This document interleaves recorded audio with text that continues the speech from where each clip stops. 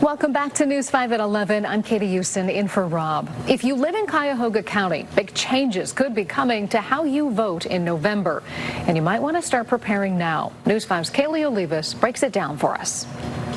Basically, right now, when you go to the polls, you have your choice of one person, one option. So if there are 5 people running, whoever gets the most votes wins, even if they only had 30% of the votes. But what if that could change? What if you could rank the candidates based on your preference, and then whoever collectively receives more than 50% of votes wins?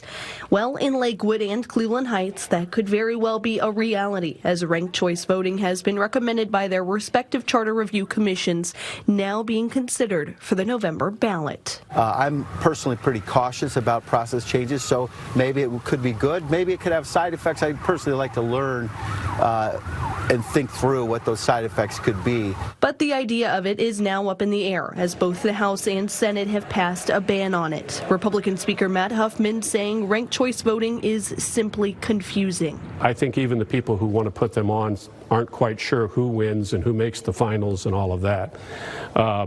And that's number one. And number two, we don't have a voting infrastructure set up to do that. Why do you think there is such a target on RCV's back? It's power.